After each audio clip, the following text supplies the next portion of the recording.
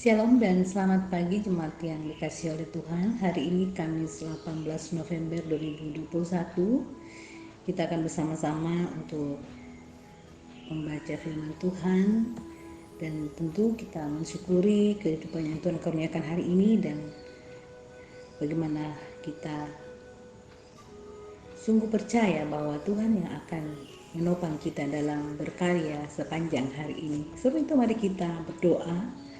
Syukur kami panjatkan kepadamu ya Bapa atas anugerah-Mu yang luar biasa menopang hidup kami anak-anak-Mu. Bersyukur untuk firman-Mu yang akan kami baca di pagi hari ini. Roh Kudus Tuhan akan memampukan kami memahami kebenaran firman Tuhan.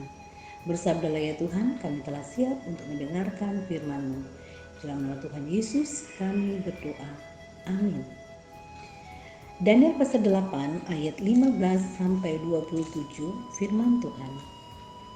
Sedang aku Daniel melihat penglihatan itu dan berusaha memahaminya, maka tampaklah seorang berdiri di depanku yang rupanya seperti seorang laki-laki. Dan aku mendengar dari tengah sungai Ulai itu suara manusia yang berseru, Gabriel, buatlah orang ini memahami penglihatan itu. Lalu datanglah ia ke tempat aku berdiri, dan ketika ia datang, terkejutlah aku dan jatuh tertelungkup. Lalu ia berkata kepadaku, pahamilah anak manusia bahwa penglihatan itu mengenai akhir masa. Sementara ia berbicara dengan aku, jatuh pingsanlah aku tertelungkup ke tanah. Tapi ia menyentuh aku dan membuat aku berdiri kembali. Lalu berkatalah ia, kuberitahukan kepadamu apa yang akan terjadi pada akhir murka ini, sebab hal itu mengenai akhir zaman. Domba jantan yang kau lihat itu dengan kedua tanduknya, ialah raja-raja orang Media dan Persia. Dan kambing jantan yang berbulu kesat itu ialah raja negeri Yunani. Dan tanduk besar yang di antara kedua matanya itu ialah raja yang pertama. Dan bahwa tanduk itu patah dan pada tempatnya itu muncul 4 buah, berarti 4 kerajaan akan muncul dari bangsa itu, tetapi tidak sekuat yang terdahulu. Dan pada akhirnya kerajaan mereka, apabila orang-orang fasik telah penuh kejahatannya, maka akan muncul seorang raja dengan muka yang garang dan yang pandai menipu. Kekuatannya akan menjadi hebat, tetapi tidak sekuat yang terdahulu, dan ia akan mendatangkan kebinasaan yang mengerikan, dan apa yang dilakukannya akan berhasil. Orang yang berkuasa akan dibinasakan, juga umat orang kudus. Dan oleh karena akalnya, penipuan yang dilakukannya akan berhasil. Ia akan membebaskan dirinya dalam hatinya, dan dengan tak disangka-sangka banyak orang akan dibinasakannya. Juga ia akan bangkit melawan raja segala raja. Tetapi tanpa perbuatan tangan manusia, ia akan dihancurkan. Adapun penglihatan tentang petang dan pagi itu, apa yang dikatakan tentang itu adalah benar. Tetapi engkau sembunyikanlah penglihatan itu, sebab hal itu mengenai masa depan yang masih jauh. Maka aku Daniel lelah dan jatuh sakit beberapa hari lamanya. Kemudian bangunlah aku dan melakukan pula urusan raja. Dan aku tercengang-cengang tentang penglihatan itu, tetapi tidak memahaminya. Amin. Kesia-siaan. Jika hidup kita punya segala sesuatunya untuk keperluan kita, mungkin itu bisa dikatakan sebagai jaminan untuk hidup yang nyaman di dunia. Punya rumah, mobil, dan barang-barang mewah bisa menjadikan patokan hidup kita bahagia di dunia. Tapi, tahukah kita bahwa semua kemewahan itu adalah sesuatu yang sia-sia di hadapan Allah? Bukan kemewahan dan kemegahan seperti itu yang dilihat oleh Allah, melainkan kekayaan dari buah iman yang dipandang oleh Allah. Seperti halnya bacaan kita hari ini mengajarkan bahwa kekuatan yang hebat, kepintaran dan keberhasilan dalam menggapai hal-hal duniawi itu semua tidak berarti bagi kedaulatan Allah. Semua hal itu tidak memiliki arti apa-apa di hadapan Allah. karena Allah hanya memandang buah dari iman kita sebagai seseorang yang telah ditebus dosanya di kayu salib oleh Yesus Kristus. Ini yang menjadi sorotan penting untuk kehidupan orang-orang saat ini.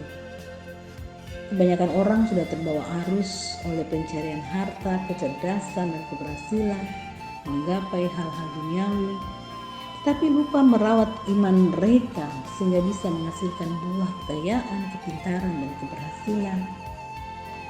Memanglah nikmat, tetapi itu nikmat yang bersifat sementara. Nikmat yang kekal hanya akan bisa dirasakan oleh mereka yang imannya berbuah lebat di dunia. Apakah kita salah satunya yang adalah orang-orang terbuai oleh arus pencarian harta, kepintaran, dan keberhasilan duniawi saja dan lupa merawat iman sehingga bisa menghasilkan buah yang lebat? Tinggalkan kebiasaan itu, karena Tuhan mau kita berbuah lebat di dunia ini. Tuhan memampukan kita. Amin. Mari jemaat Tuhan kita satu dalam doa. Ya Tuhan, kami mengucap syukur luar biasa lewat firman-Mu pada pagi hari ini, membawa kami memahami perjalanan hidup yang seharusnya menjadi tujuan kami. Tak lain adalah bagaimana kami menghasilkan buah yang lebat dalam iman kepada Tuhan. Dan kami percaya bahwa Tuhan akan memampukan kami dapat menghasilkan buah iman yang lebat di dalam dunia ini.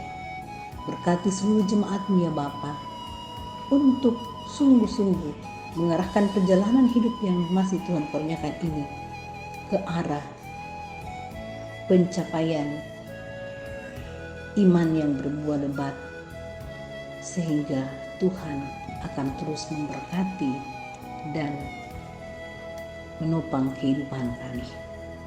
Mendoakan perjalanan kehidupan segenap keluarga kekasih kami, keluarga Bapak Prayanta Galang, keluarga Bapak Deutroni Pasambi, keluarga Bapak Sarasa Baneringgi, keluarga Bapak Yosafat Yoram Yubisa, keluarga Ibu Asri Kristi Natali Tarukalo, keluarga Bapak Wildi Lomo. Ke dalam tangan kasih-Mu Tuhan, kami membawa perjalanan kehidupan segenap keluarga kekasih kami ini. Dalam kuasa dan kasih-Mu, Engkau akan melimpahkan damai sejahtera-Mu dalam kehidupan segenap keluarga kekasih kami ini. Mendoakan pendeta penatua dan diaken dalam melaksanakan pelayanan, biarlah dicurahkan kekuatan oleh Tuhan melakukan pelayanan dalam kemuliaan nama Tuhan. Terlebih di tengah-tengah perjalanan berjemaat kami saat ini sedang dalam proses penjaringan penatua dan diaken untuk pelayanan 3 tahun ke depan. Tuhan memberkati ke-50 calon majelis yang sudah terjaring, sehingga mereka menghubungi panggilan ini dan tidak akan menyia-nyiakan kesempatan panggilan ini, karena inilah yang seharusnya menjadi tujuan perjalanan kehidupan yang Tuhan karuniakan pada kami di tengah-tengah dunia ini. Selagi masih ada kesempatan dan Tuhan memakai kami akan memberikan kehidupan dan diri kami melayani Tuhan dan sesama. Oleh karena Tuhan, berkatilah proses selanjutnya sehingga semuanya berjalan dalam kasih sayang Tuhan. Berdoa bagi jemaat dalam usia lanjut, Tuhan berkati segenap orang tua kami, dikurniakan sukacita iman, semangat terus, dan tentu kesehatan yang baik Tuhan kurniakan. Mensyukuri perjalanan kehidupan jemaat yang berulang tahun sepanjang minggu ini, Tuhan melengkapi dan menyempurnakan sukacita ini.